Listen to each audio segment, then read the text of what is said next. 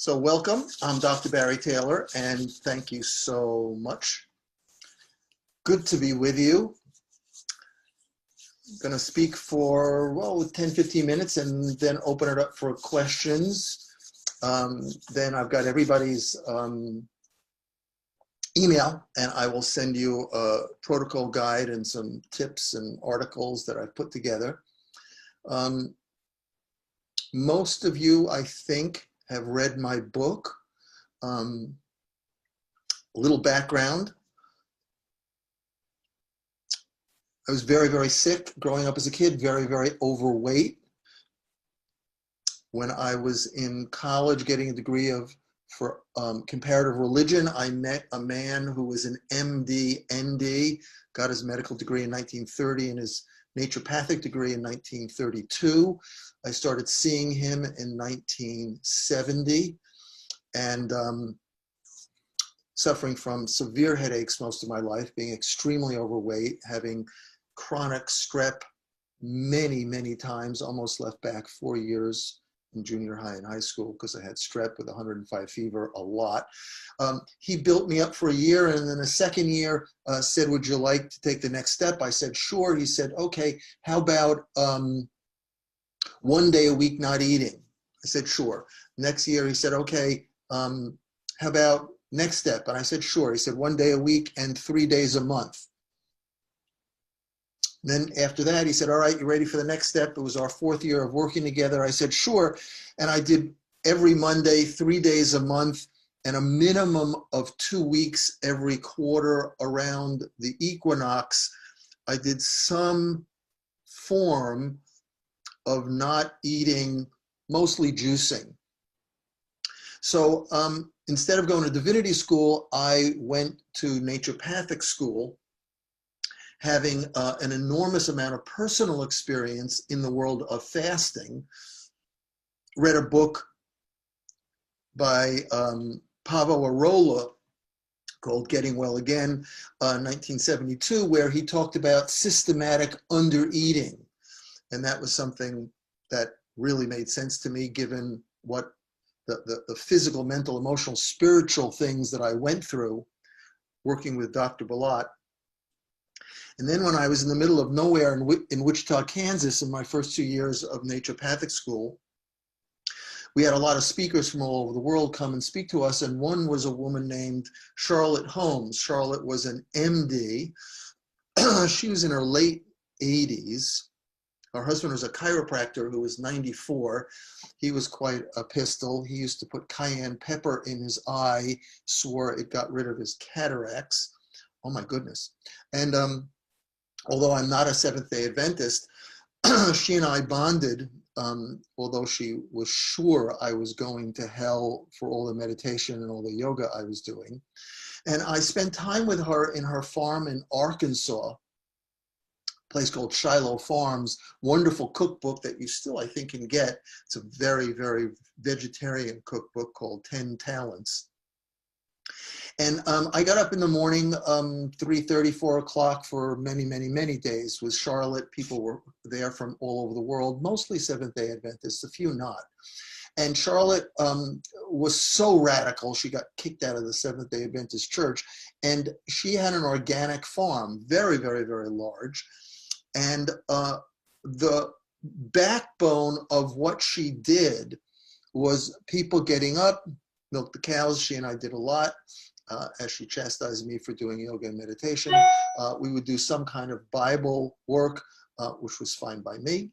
And then we'd have this smorgasbord of a meal of mock tuna fish and mock salmon, all vegetarian, organic. And we'd eat more things at 6 a.m. Than you'd think you're on a cruise ship in terms of the length of the smorgasbord. There are a lot of pictures in the cookbook, 10 Talents. And you'd eat again at 12. And from 12 noon to the next morning at 6 a.m., you didn't eat. Now, if you felt like you needed to eat, you could have a little juice, you could have a little water, you could have a little tea. So for a long time, about a year and a half, when I came back from Shiloh Farms, I did what Charlotte had taught me at her farm. I was in medical school, you know, I was up at 6:30. My first class was at 7. And the point is, nobody ever called that intermittent fasting. It was just something Charlotte taught me and was a backbone of what she did with clients who had horrible diseases. Now, she did that in a context of hydrotherapy, hot and cold sheet treatments, and all sorts of other things, but she did not use supplements. Most of you know I use a lot of supplements in my practice, and I'm always evaluating people's strengths and weaknesses. She didn't use homeopathics, and if she used herbs, it was because she was keenly aware of the medicinal properties of food and what that beets were good for the liver and celery is good for the nervous system and parsley is good for the kidneys, and things that I teach as part of the work that I do when I'm coming up with a food plan for somebody. So I say all that in terms of just beginning to give you a sense that in the last 1970 to 2000, oh my God, that's 30 to, oh, what, hello, 50 years.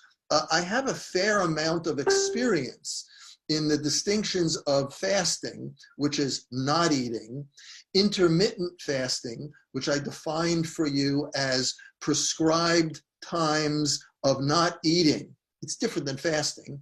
And doing all of that in a context of health, healing, cleansing, building the body to get strong, and working with the body to upregulate the organs of elimination, the liver, colon, skin, lungs, large intestine, and how do you get your body to process better. So the rage, as we're kicking off this year, and some of you on this call have told me that you've done a fair amount of intermittent fasting. Some of you have not done it at all. Okay, great. So there's so much out there. And I was listening to some young man, a senior in high school, who was doing some version of it.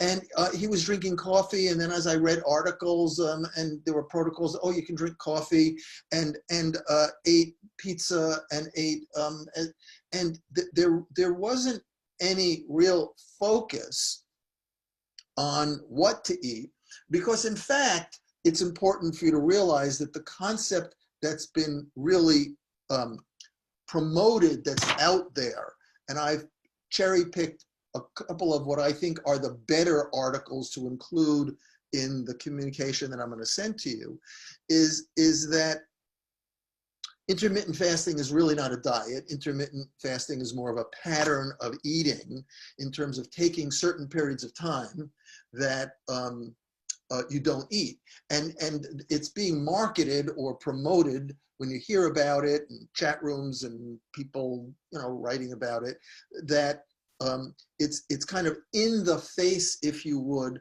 of the old paradigm of just eating better, 3 meals a day, snacking, and exercise, and those are the real, you know, foundation legs of really being healthier.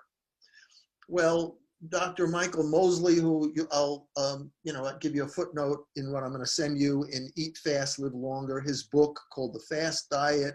Kate Harrison has a book called The 5-2 Diet, Jason Fung. You know, these bestsellers, The Obesity Code, are talking about this, to them, new paradigm. It's not very new to me, where the timing of what you eat is as important as what you eat. Now, a few of you on the call are people who have been patients of mine for a while, and so I'm going to readily just own and put up front that a key piece to what I do with most clients is to look carefully at blood sugar dysregulation, because the vast amount of people that I work with have histories of too much pot, too much alcohol, too much missing meals, in a way that it wasn't constructed in a way where people were eating healthier. They just kind of weren't eating. People in their family have diabetes. So in the world of people who have allergies and who are under a lot of stress, there are a lot of people, regardless of their colitis or menopause or cancer or arthritis or colitis or asthma or whatever. They're asking me, could you help me with this and get me off my medications, or just tune my body and really figure out what vitamins and minerals I should really have. I've always, it's one of the first couple of chapters in the first half of my book, which is on functional medicine.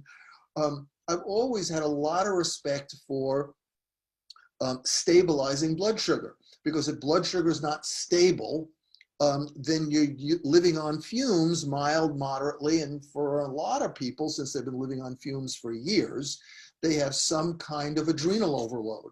And that's why it's hard to give up cigarettes, or it's hard to give up coffee, or it's hard to give up certain things that are stimulants, because their body, the blood sugar has been roller coastering. Now, that said, after you get that, the key point takeaway from this evening is when you eat is as important as what you eat. And rather than just, okay, I'm going to skip breakfast, or I'm going to have breakfast and lunch and have a minimal small dinner, and we'll get to times and possibilities. So we're all clear about that the choices we make for nutrition have profound effects on our health and aging. But different than past beliefs, some of the key takeaways from intermittent fasting that are worth you knowing about is that we're looking at having the body use fat instead of what I just went over with you, that people can use glucose for energy. So this, to some extent, not entirely, has been focused more on weight, because some of the authors of the books that I mentioned a few moments ago, we're looking at 2/3 of women between 40 and 50 are overweight. A half of women over 60 are obese. The difference between being overweight and obese is that obesity is 30% more overweight. Women gain about 1.5 pounds per year on an average in their 50s and 60s. The average weight gain for a woman postmenopausally is about 7 pounds. So if the average woman, when she gets 45, 50, 52, is 5, 6, 7 pounds of extra weight, now that could be due to hormones, and it can also be due to a lot of stuff. But all of this came out of that there are a lot of women who are just using caloric restriction, the model we talked about, the old paradigm of weight has something to do with calories in, calories out. And the books that I mentioned, that'll be in the handout that I send you, we're looking at the distinction between all of us, men and women, using sugar as fuel versus using fat as fuel. So when I said that over many, many, many years, I've been coaching people to snack mid-morning, mid-afternoon, I've been looking at the model of people not starving their weight off by just looking at restricting calories, but eating smaller meals, asking them to take out foods that are not very nourishing, like simple sugars, and eat in a way which keeps their metabolism up, so that they could start to burn weight more. However, the model of eating 3 meals a day and a couple of snacks is still in the model of using sugar, glucose, not necessarily sugar as in, quote, white sugar from Coca-Cola or white sugar from a donut or chocolate, but using sugar in your body, using anything that's broken down into glucose, and you're using insulin to modulate that for energy.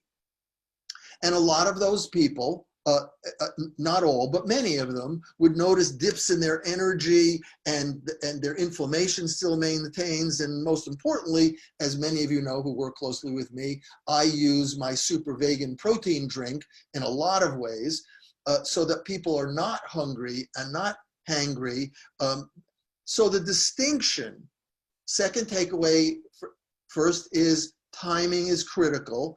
Is the second distinction in intermittent fasting is that by giving your body anywhere from 8 to 12 to 16, a lot of people that I coach to do intermittent fasting don't do 18 hours right off the bat. That's hard for a lot of people. That's what I was doing, when I was in Arkansas, but we're going back to 1974, and I was in a constrained, loving environment, and every day from 12 noon, 12:30, we finished this unbelievably large smorgasbord of vegan. There was no dairy, very strict vegetarian, and there was a lot of food, so that if you wanted something as you retrained your body at 6 o'clock at night, there was fine to have a little bit of tea.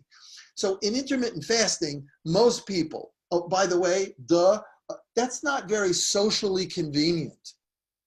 I could do it because I was in medical school.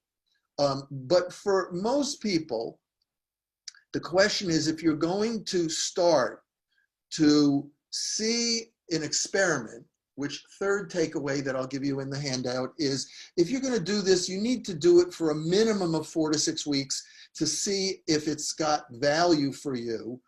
Takes discipline. I'll talk more about that. And the fat that a lot of people lose in their midsection, results of improving mental clarity, increasing human growth hormone, which for many people starts to slow down in their early 30s. I use HGH in a powder for some people because it's so stimulating to lean muscle mass. But studies have shown, I'll send you a Harvard study about intermittent fasting is really great for encouraging lean muscle mass and reducing other kinds of adipose. In the Getting Well Again by Pavel Arolo, that book that a lot of us were into in the early 70s, he talked about something called autolysis, where the cell starts to detox. And it's just mind-boggling that now there's a Harvard study about intermittent fasting that talks about encouraging the cells to detox. So you're lowering insulin levels, you're not trying to keep insulin levels high. And it's the intermittent fasting, people are saying that it reduces the risk to cancer, it helps blood pressure, it really helps the brain in terms of certain risks to Alzheimer's. Who's intermittent fasting not good for? It's not good for diabetics or anyone whose blood sugar is really not under control. It's not good for children, most adolescents, and some people over 70 who are on a lot of medications. It's not good for pregnant women or women who are nursing. It's not good for people with kidney or renal issues.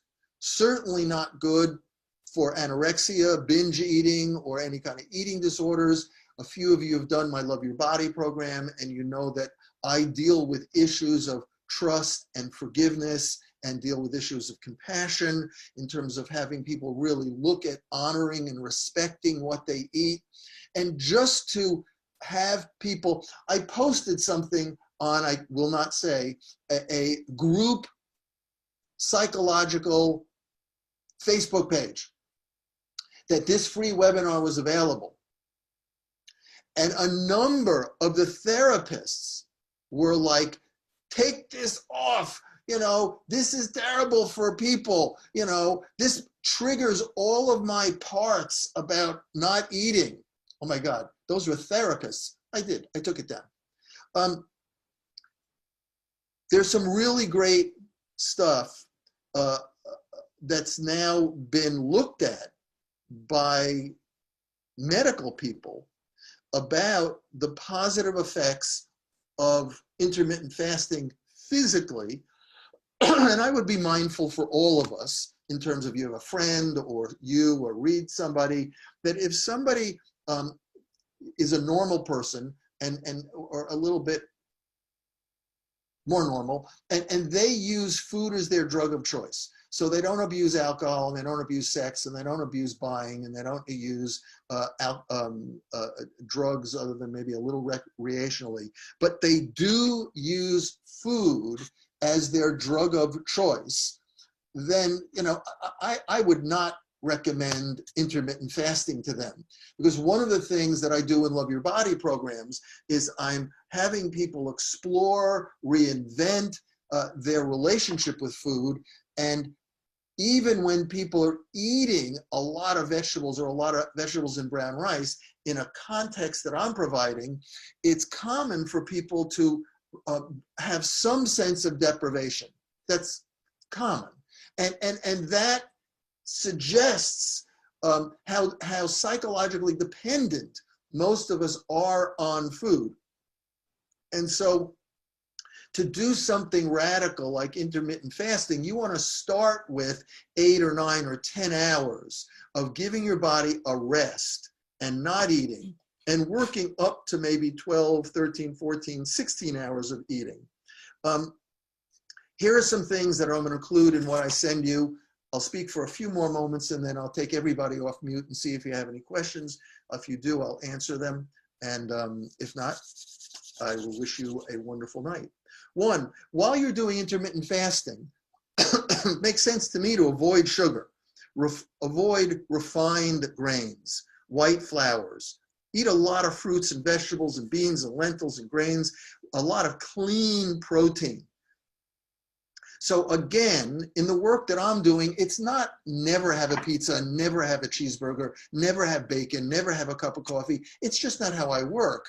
If I'm working with cancer or some real hormone dysregulation or preventing dementia, or somebody says, I want to get over my allergies or my eczema, then for a month or 2 or 3 or 6, and that sounds like it could be a long time, I am looking carefully at their particular set of strengths and weaknesses, and can I get from here to there by them doing coffee on an empty stomach every day, or having a good, you know, granola or oatmeal for breakfast, or skipping breakfast, or whatever they're doing.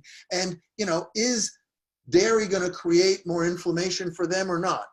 So one of the things, if you're doing intermittent fasting and you're doing it as a way of getting really healthy, I would be mindful, because as I said earlier at the top of this recording, that there are so many people who are doing it because it's so in vogue these days. And when I see what they're doing, is the only thing they're doing is just saying, I don't eat breakfast.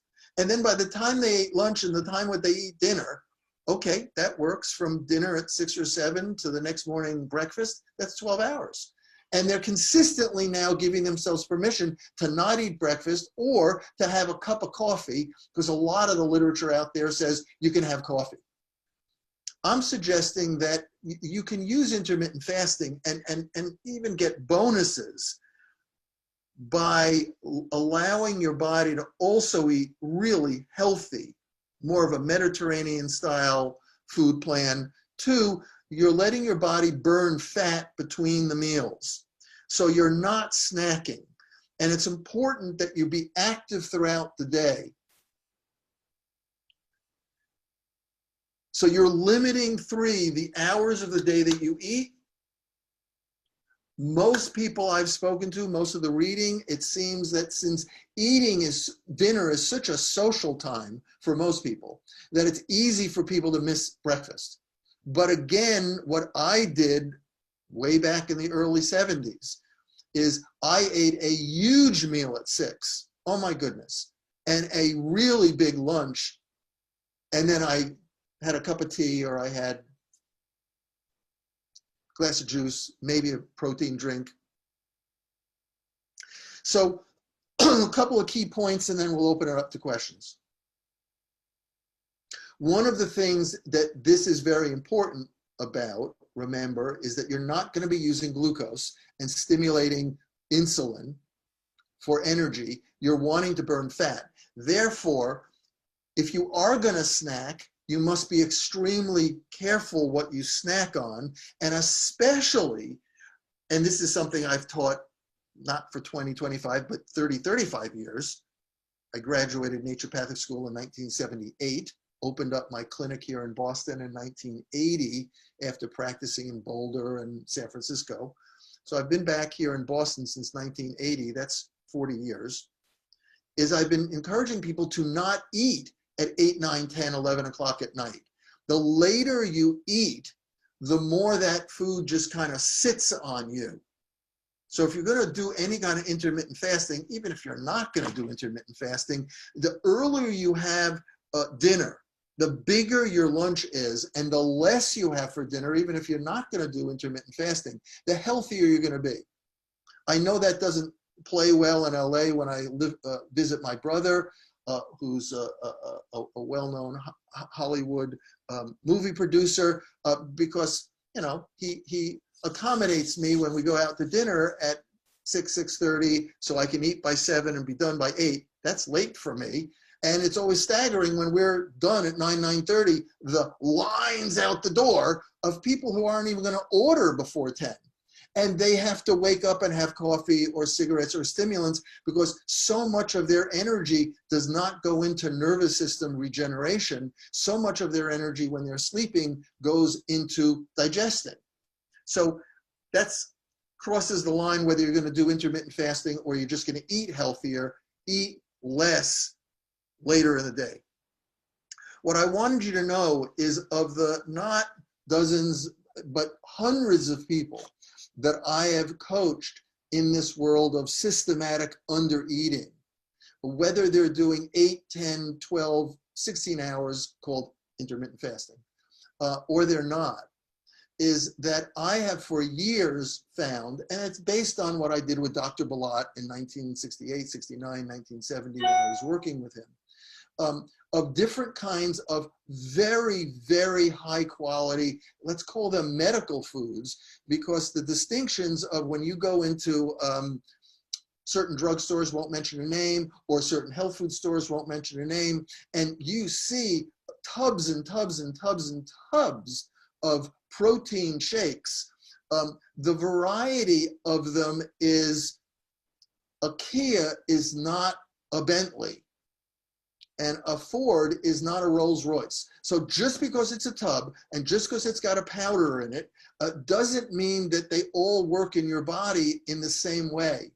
So just like when I do more fasting or cleansing, I use I did use different things years ago, but now I use my super vegan protein shake, which is 23 grams of protein. It's from pea, pumpkin, and rice.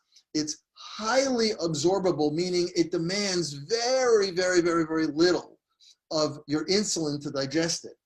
And if someone is attempting to undereat, they want to eat timed. Remember, the definition of intermittent fasting is prescribed times of not eating. So in a prescribed time of not eating, when you're used to eating more bread and cookies and cakes and meat and dairy, and you're used to kind of expanding your tummy out, because you know it's not like you pig out and overeat and overconsume a lot, but you haven't really practiced drinking more fluids. Another big point in intermittent fasting, it's in the handout I'll send you, is hydrating and drinking more good water. Most of the water that comes out of the tap is not drinkable.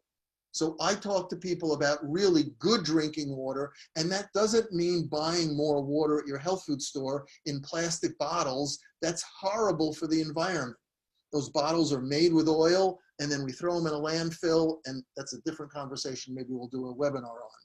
So I just want to let you know that if somebody says, I'd like to eat less, and I'd really like to do this, then although I do it for many other people who are not doing intermittent fasting, I use my super vegan protein drink. It's got 23 grams of protein, as a way of helping somebody get more protein. They can build more muscle mass. The amino acids are what builds healthy tissue, and it does not challenge the insulin so they still can continue burning fat, but I've helped them in one of the biggest things that is a challenge for most of us, unless you're highly disciplined, which is hunger.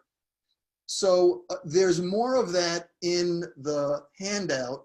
And if you want some questions about that, you can ask me some now, or there's a lot more information in what I'm going to be sending you. So that's a lot. I'm going to unmute you all. Everyone is unmuted. And thank you so much for listening. And what, if any, questions do you have? Because if anything I've said is not clear, I want you to leave this call feeling inspired and with some more clarity. You want to ask anything? Okay, so what is the ideal intermittent fasting program for an individual to do? And you were talking about an ideal of 4 to 6 weeks? Is an experiment, right? Uh-huh. To see, well, everyone is different. Okay. What is ideal is that you start with 8 to 10 hours of not eating, and if that's easy for you, then move to 10 to 12 hours. And after a few days to a week, if you can do 12 hours of not eating every day, then see if you can go from 12 to 16 hours, being careful that this is not about how irritable you can tolerate, and this is not about how much you can eat without getting a headache. There are a lot of people, when their blood sugar is all over the place, that was one of the risks of, you don't have to be diabetic, but if you're severely hypoglycemic, right. Somebody gets headaches if they don't eat, somebody gets headaches with a half a glass of wine, somebody gets headaches premenstrually, then I might have them eat healthy for a month or 2 or 3 with some protein drinks mid-morning, mid-afternoon, build their adrenals up, and then I will start to ask them, would you be willing to reduce either breakfast or dinner? Rather, if you're going to do intermittent fasting, you could conceivably go from breakfast to dinner and skip lunch. Your breakfast would have to be pretty early, obviously. You know, to eat breakfast at 8 or 9 o'clock and eat dinner at 6, that's 6, that's 9 hours. But most people are looking either at the beginning of the day and starting their day with water, tea, a protein drink, and then having a bigger dinner, a bigger lunch at noon, and having a bigger dinner, here's challenge, earlier, not going from lunch at 12:30, and then I'm not going to eat till 8:39. No matter, even if you're doing intermittent fasting, that's just not good for digestion and sleep. It's just not good for the brain. Okay, so basically what I hear you saying is that depending on one's personal habits and what works best for you, you're saying basically you're basically skipping a meal somewhere along the way. Absolutely, you got to. If you're going to try to not eat, if you are not going to eat for 8 or 10 hours, and you're going to go then to 12 or 14 hours, you have to miss something somewhere. What I'm saying is, to get you started, lean on my super vegan protein drink. Right. So if you're saying you could conceivably have a protein drink in the evening at 6 o'clock and then go till lunch the next day. Typically, I don't know about anybody else, but I tend to actually do longer times in the mornings not to eat.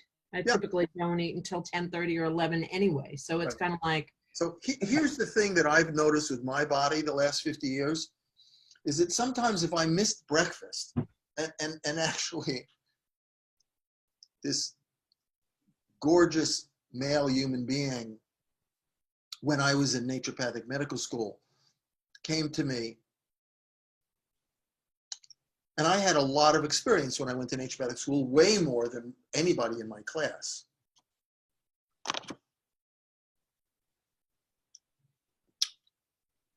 And he said, you know what your problem is? Your problem is you don't eat breakfast. If you ate breakfast, life would really be so much better for you. And so in intermittent fasting, breakfast is an easy meal to not eat. Mm-hmm. What I can tell you I noticed is that until I was way healthier, if I missed breakfast, I was munching, noshing, snacking, and eating a lot more than lunch and dinner, Mm-hmm. because it was hard for me. So there's a thin line between that's why I say start slowly. Start with 8 hours of not eating, move to 10 hours, move to 12 hours. And if you want to go from eating lunch and dinner, that makes sense socially, since dinner is a social time of going out with friends or family, and being done at 6 or 7 o'clock, and then you go from 7 at night to 7 in the morning, that's 12 hours. Mm-hmm. And if you go from 7 in the morning till noon, that's another 5. That's a long time of not eating. So I'm saying a protein drink in the morning might help a lot of people be able to do that, Mm-hmm. so they don't feel like the rest of the day is all catch up. Mm-hmm. Until I got much more disciplined and way more healthy, when I was just not eating because I was just not eating, a lot of my day I felt I was just nibbling all the time. This particular model, from a academic, scientific, from a physical, what's going on physiologically, is to nibble all the time. I'm not saying it's bad, but you're then in the model of using glucose for energy. You're not going to convert fat for energy. This model is about getting your body to switch over. Anybody? Thank you, Linda. Anybody else have a question? I do, actually. Who is this? And this is Irene. How are you? Hi, Irene. This should be more than an hour long. So I have been practicing this, and for me, it wasn't so difficult to have first meal around 1 o'clock as a big lunch. And then I would have dinner usually around between 5 and 6, because I would get super hungry by 5 o'clock. And then, I usually eat have some nuts around 4 p.m. Correct. And have dinner. I try to always have dinner before 6 o'clock, because that's when I get really hungry. Mm-hmm. So that eventually I found not eating after 8 p.m. was not that difficult. And now, even if I stay up until 12 o'clock, 1 o'clock, I feel empty but not hungry, which is a very interesting thing. So for me, try to eat basically 8 hours a day. So let's say, 12 to 8 or whatever, and then not eat for 16 hours a day, because, you're sleeping 8 hours anyways.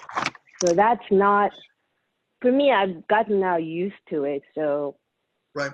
As long as I can eat dinner early enough, otherwise I get really hungry. But as long as I can have dinner before 6 o'clock, which is always like, I got to eat before 6, because I'm hungry. Right. Then I'm okay. But the question for me is, you were mentioning about coffee, because I love making coffee. Every morning I ground my coffee beans and smell it and make a cup of coffee, black coffee, and I drink it, usually 9 a.m. type of thing. So, but you mentioned black coffee is not good? What's caffeine? What I'm going to say is controversial. So there are people who disagree with everything I say. Surprise. I'm not a big fan of coffee on an empty stomach. Coffee stimulates hydrochloric acid. If you don't have any food in your stomach, coffee will start to eat out the lining of your stomach, and it's a stimulant. And there's, not dozens, not hundreds, but thousands of clients that I've had in the last decades where it's not I enjoy coffee, it's I'm dependent on coffee, and without coffee, I get a headache. And without coffee, I, don't think as clearly. So for me, coffee is like a legal drug. And definitely. But you know, we coffee drinkers love that smell, you know, love that it's a ritual basically. Well, you can cook it, you can, you know, make it and smell it and then just don't drink it. That's all. Oh, the taste is great too. The problem, so I would say have your coffee at lunch with food. Don't have it on an empty stomach. Get a Love Your Body super vegan protein drink, which comes in a cafe flavor that has no caffeine. And I do have people who put a scoop of my cafe mocha Love Your Body shake in with their coffee. But you know, I'm just not a fan. I mean, I am a fan of ritual.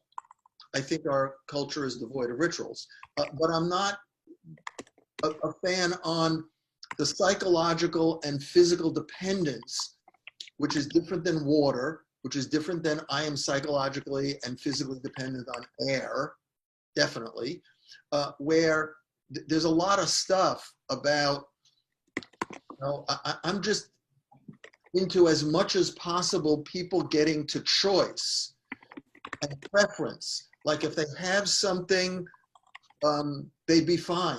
And if they didn't have it, they'd be fine. I mean, if we talked about sex the way people talk about coffee, people would think they were obsessed. You know, and you don't talk about sex the way you give yourself permission to talk about coffee. Like if you don't have coffee, it's going to affect your whole day. You know, I mean, can you imagine if we talked about sex that way? So for me, it's about preferences. It's not coffee's horrible. It's not coffee, nobody should drink it. Is it really a choice in your life, or is it some minor addiction? And then we have a whole conversation of, well, we're all addicted, so I'm going to take my addiction to coffee over heroin, thank you very much, and I'll be fine. You know. Well, I do drink 20 ounces of water with 1 tablespoon of apple vinegar first. That's my ritual. That's another thing I really do to flush it out. So okay. I drink that first, warm water with a tablespoon of apple vinegar, and then I make my coffee and drink it. So it's just one of those things, you know, so I enjoy. Let's do another show on apple cider vinegar, because I'm not a big fan of apple cider vinegar. Oh, wow. And then I have to hear about that one. So we'll do another free webinar on that. And okay. I'm thrilled. And Irene, one of the things that everyone listening, it's important, is your body is, Hamlet said, nothing's good or bad, but thinking makes it so. I have said for about 30 years, jokingly in Love Your Body programs, nothing tastes good or bad, but thinking makes it so. It was driven home more when my son was very young, he's now in his mid-30s, was across the street. His best friend was an Indian young boy, and Luke would go over to his house constantly. They're still extremely close friends. And Luke would get to eat curry when he was like 3, 4, 5 years old. And it became really clear to me that taste buds are conditioned. There's not like, oh, I don't like that food. Oh, I don't like that food. Well, you don't like that food because you probably had it once, maybe, and your mother said, fine, you don't like it, you don't need to eat it. So you never developed a taste for it. I mean, with all due respect, people drink martinis and eat, you know, fish eggs and spend a lot of money. So it's amazing what people, you know, for social reasons and society, all sorts of reasons like. So Irene's making a point that what was harder a year or two ago is if you want to do some intermittent fasting, you can start slowly. Whether you use a super vegan protein shake or not, that's up to you. But you could have a small breakfast and a bigger lunch and a bigger dinner, and then gradually over a while have less of a breakfast. Coffee, duh, is an appetite suppressant. So it's one reason that's not about health, because coffee is very acidifying. So if I'm working with somebody who's got arthritis or allergies, or they've got some kind of inflammatory condition in their body, I don't want them to drink coffee because coffee is very acidifying. When I worked in a health food store in medical school, you know these plastic bins that you pull and nuts and seeds and granola in certain health food stores? You with me? You got the visual? You pull down and it's so they asked me to clean out some of these plastic bins. I'm taking you back to like 1974, 1975. And I will never forget when I cleaned out the bin that the coffee beans were in, the plastic was bubbling because the acidity in the coffee beans were eating into the plastic. So it doesn't mean no one should ever drink coffee. It's just I'm not big on it on an empty stomach, and I'm not big on it like I'm not just drinking it for taste and the ritual and the smell, yummy, yummy, yummy. But I also really realize that if I don't have coffee for 3-4 days, I'm punk. My adrenals need that shot.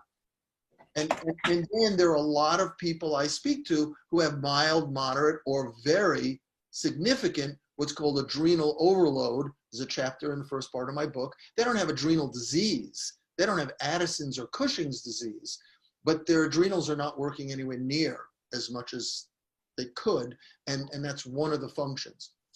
Any other questions? Thank you so much, Irene. Maybe we'll do a show. I'm going to be doing a lot of free webinars to support us and build community. So thank you for this. Anybody else want to chime in very quickly? This is a lot longer than I thought it would be, but questions are good. Bonnie? Yeah, I just wanted to, does intermittent fasting affect or create havoc with hormones? No.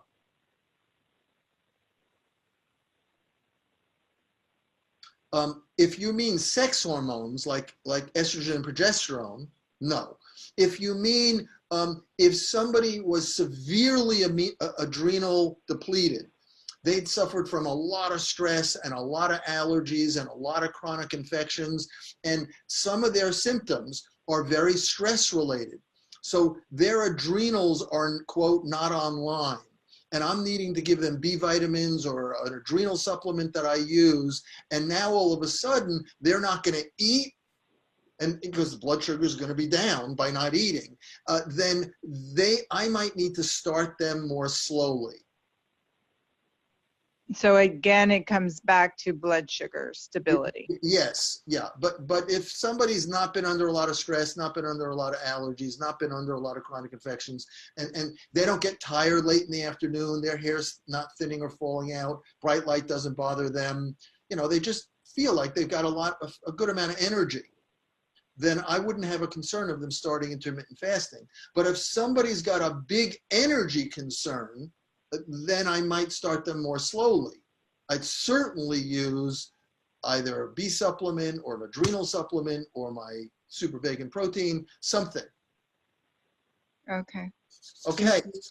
So I'm going to say goodbye. If you have any questions that I haven't answered because you didn't ask it, email me. I'm here for you. And I'm thrilled that you came on the call and took the time to listen. I'll get this out to you by tomorrow. I'm leaving Friday to go to a 10-day silent meditation retreat. But if you need me tomorrow and the day after, give me a shout. I'll be back later in the month, and then we'll have a Love Your Body program. If some of you are interested in finding out more about that, message me. God bless you. Thank you so much. Stay curious, stay open. Careful of using Google for your doctor, like Google knows everything. Oh my goodness. And thank you for your openness. Bye for now. Bye. Bye. Thank you.